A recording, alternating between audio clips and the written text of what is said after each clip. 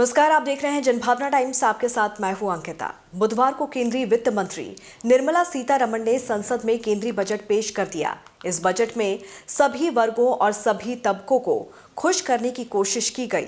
Budget पेश होने के बाद कहीं खुशी कहीं गम के हालात नजर आए।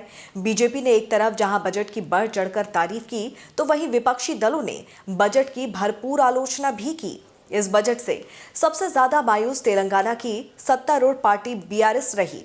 भारत राष्ट्र समिति के सांसदों ने केंद्रीय बजट में तेलंगाना के लिए कुछ भी आवंटित नहीं करने को लेकर केंद्र की जमकर आलोचना की। पार्टी ने संसद में जोरदार लड़ाई लड़ने और केंद्र सरकार से राज्य की जायज मांगों को पूरा करने की मांग करने का फैसला किया है। बजट पेश करने के बाद दिल्ली में मीडिया कर्मियों से बात करते हुए बीआरएस संसदीय दल के नेता के केशव राव ने कहा कि केंद्र की ओर से पेश किए गए बजट में कुछ भी नया नहीं है। उन्होंने कहा कि केंद्रीय वित्त मंत्री ने करीब 1.5 घंटे तक चले अपने पूरे बजट भाषण में एक बार भी तेलंगाना का नाम नहीं लिया। उन्होंने ये भी कहा कि केंद्र ने आंध्र प्रदेश और कर्नाटक दोनों को आवंटन दिया था, लेकिन तेलंगाना को नहीं। उन्होंने कहा कि चुनावों को ध्यान में रखते हुए मोदी सरकार ने राजनीतिक लाभ के लिए चुनिंदा राज्यों को आवंटन किया है।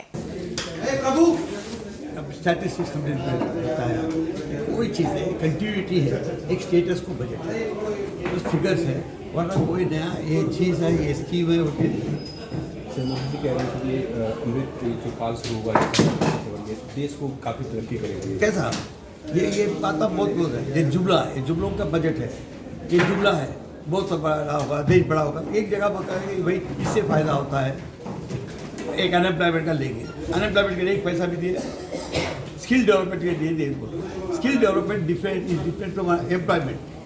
हम लोग कॉलेज को जाते हैं, कॉलेज में बीए पढ़ते हैं, एमए पढ़ते हैं, उसका मतलब ये नहीं कि मुझे नौकरी मिलने आए।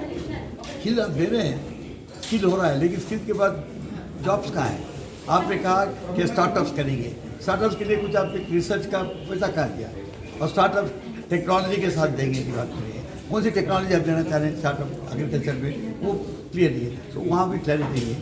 सो अनएम्प्लॉयमेंट भी नहीं है। चलिए रूरल इकॉनमी की बात कर रहे हैं, रूरल इकॉनमी में तो मनरेगा ही ना नौकरी मिलता है उसका ना। मनरेगा लास्ट टाइम आप लोग 90,000 करोड़ दिए थे, आज 60,000 करोड़ पड़ गए।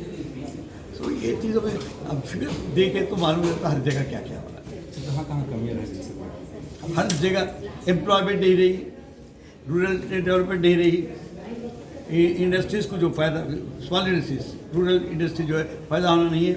हाउसिंग बोले, हाउसिंग में भी ज़्यादा कुछ नहीं है, थोड़ा ज़्यादा कर दिए। इतना बड़ा देश है, हाउसिंग बड़ा चाहिए।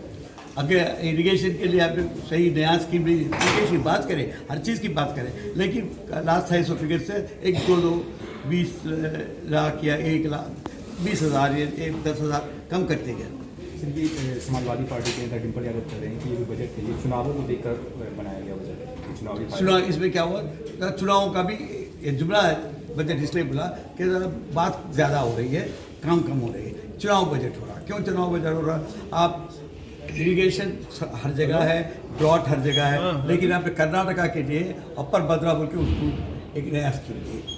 भाई हर जगह भी पानी चाहिए ना, हर जगह इरिगेशन चाहिए ना, हर जगह भी ड्रॉट हो रहा ना, इसलिए चुनाव इलेक्शन है। केशव राव ने वित्त मंत्री निर्मला सीतारमण की ओर से पेश किए गए बजट को दिशाहीन बताते हुए कहा कि कृषि क्षेत्र के संवर्धन के लिए इस बजट में कुछ नहीं है। आम जनता जो कुछ चाहती है वैसा कुछ भी नहीं है। बेरोजगारी और कौशल विकास के मुद्दे पर एक शब्द नहीं है। उन्होंने कहा कि महिला सशक्तिकरण की बात की गई है, लेकिन बजट में महिला सशक्तिकरण पर जोर नहीं दिया गया। केंद्र को तेलंगाना के लिए सौतेली मां जैसा भी प्यार नहीं है।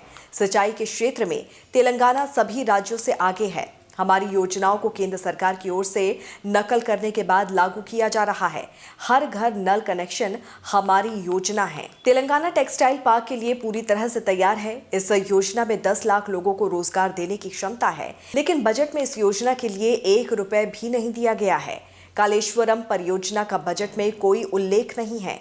उन्होंने कहा कि केंद्रीय बजट में तेलंगाना को पूरी तरह से भुला दिया गया।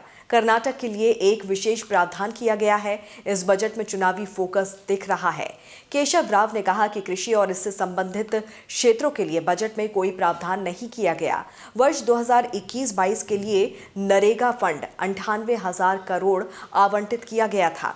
पिछले साल 89,000 करोड़ था। इस बजट में मात्र 60,000 करोड़ रुपया आवंटित किए गए हैं। गरीबों को रोजगार देने वाली योजना के लिए फंडिंग क्यों कम की गई है? वहीं बीआरएस सांसद नमा नागेश्वर राव ने कहा कि बजट में किसानों के लिए कोई योजना का प्रावधान नहीं किया गया है।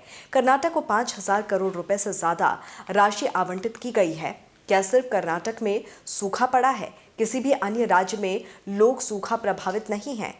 हमें संसद में ही इस बजट पर कड़ा रुख अपनाना होगा।